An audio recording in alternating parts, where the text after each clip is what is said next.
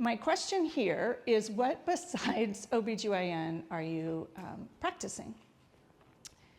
And what I mean by that is this list, and there's more pages to this list.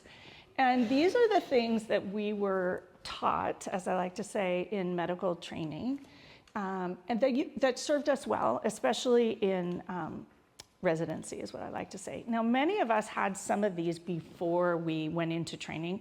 And for most of us, we had some of them that led us to medicine, such as being over-responsible. So many of us were caregivers in our family, or just that was our role in our world. Before we went into medicine, that's why we went into medicine. So catastrophizing, we think worst case scenario always. And so every executive order, we immediately go to worst case scenario, what's the worst possible thing, and how do we brace ourselves for that?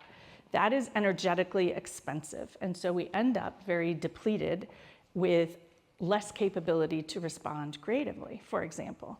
Now, this is really helpful when you guys are in L&D or in the OR. I don't want anyone to not catastrophize in that moment, but to recognize where else it's popping up. Many times it pops up on vacation, or it pops up with our children applying to college, for example. And again, it's very depleting. We always focus on what's wrong or what needs fixing. I'm pediatric, so I take perfectly healthy children and find things wrong with them in their visits and focus on that, and then tell their parents to focus on that. And I used to then go home and focus on what my children hadn't done at home, and what my husband hadn't done at home, and what wasn't done, and what still needed.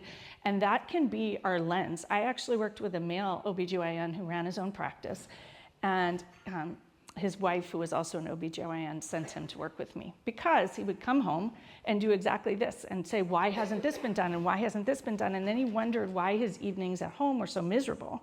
And once he learned this, he was like, well, I'm just gonna stop doing that.